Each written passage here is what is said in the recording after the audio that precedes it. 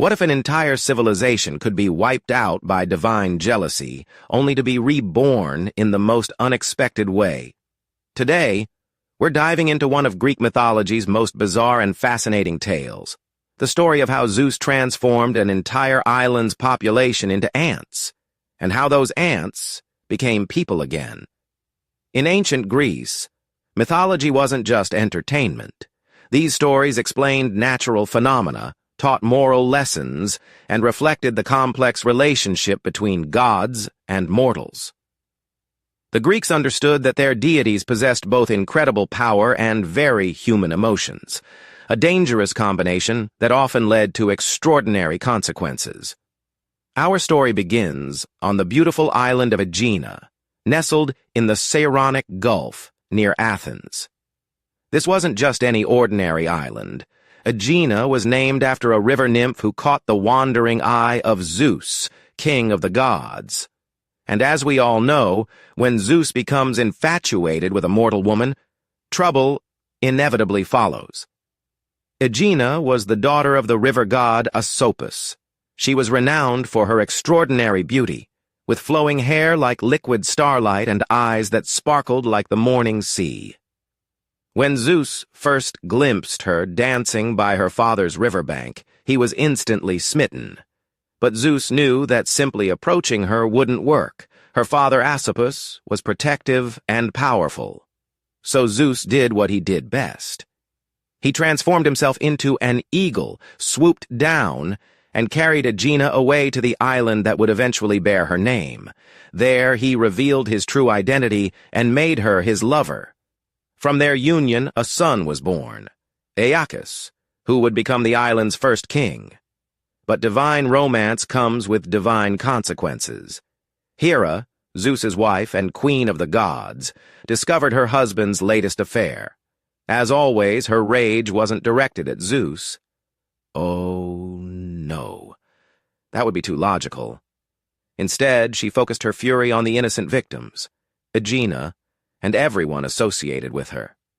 Hera's revenge was swift and merciless. She sent a plague to the island of Aegina, but this wasn't just any ordinary disease. This was a supernatural pestilence that contaminated everything, the water, the air, even the soil itself. The rivers ran with poison, and the very earth seemed to rot beneath people's feet.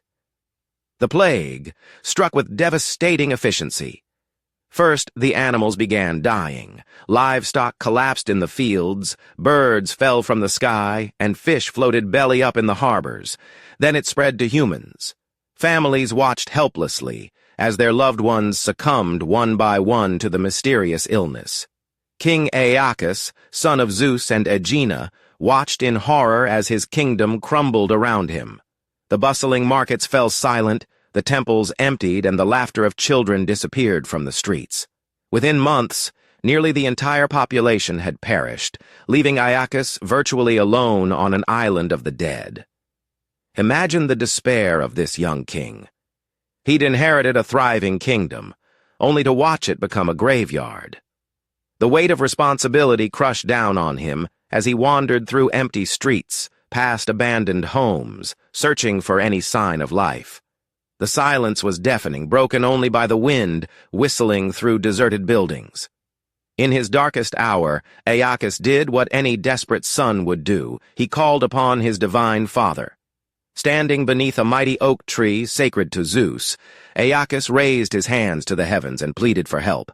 The tree was ancient and massive, its branches reaching toward the sky like gnarled fingers. As Aeacus prayed, something caught his attention. The oak tree was alive with activity.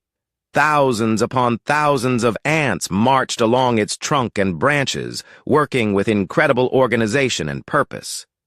These weren't ordinary ants affected by the plague. They seemed immune to Hera's curse, thriving while everything else died. Suddenly, inspiration struck. Aeacus looked at these industrious creatures and saw hope. If Zeus could transform people into animals, why couldn't he transform animals into people? The king's prayer became more specific and desperate.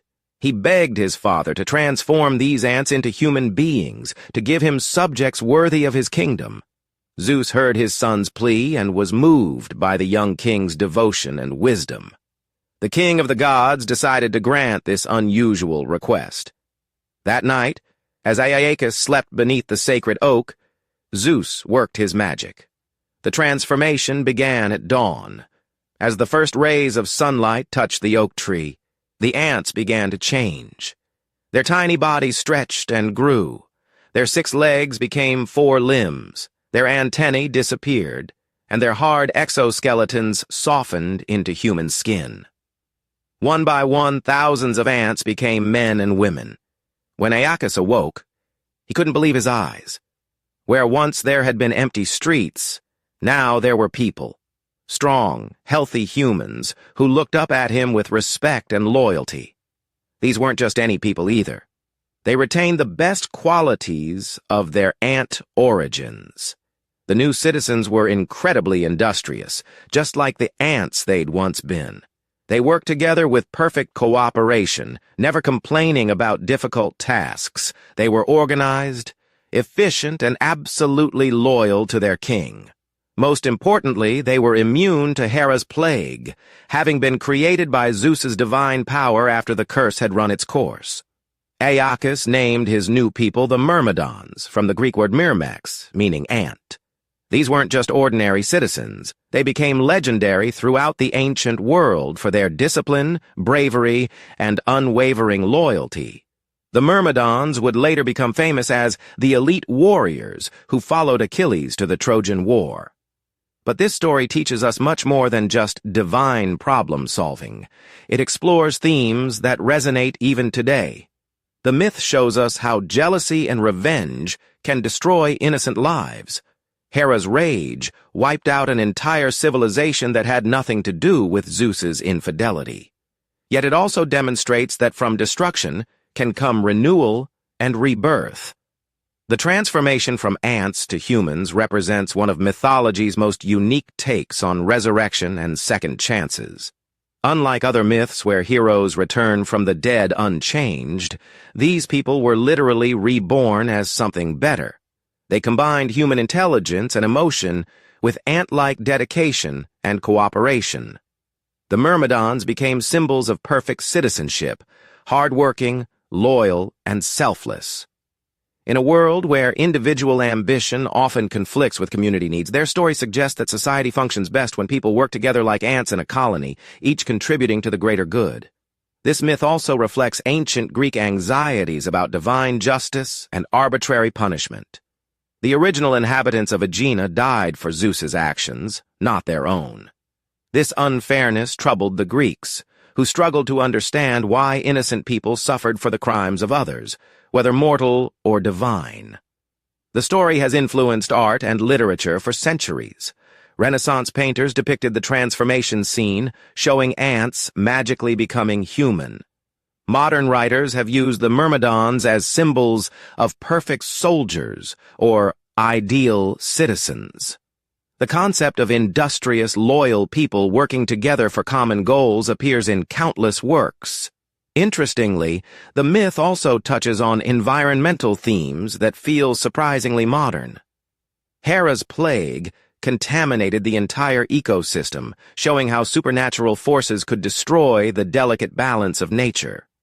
The solution came through transformation and adaptation, themes that resonate in our current discussions about environmental change and resilience. Today we might see this story as a metaphor for community rebuilding after disaster. When tragedy strikes, whether natural disaster, war, or pandemic, communities must often rebuild from scratch. The most successful recoveries happen when people work together with ant-like dedication and cooperation. The myth of Aegina's transformation reminds us that even in our darkest moments, renewal is possible. Sometimes destruction clears the way for something better to emerge. The key is maintaining hope, working together, and never giving up on the possibility of rebirth. So the next time you see ants working together in perfect harmony, remember the Myrmidons of Aegina. Proof that from the smallest beginnings can come the greatest civilizations, and that sometimes the most unlikely solutions create the most extraordinary results.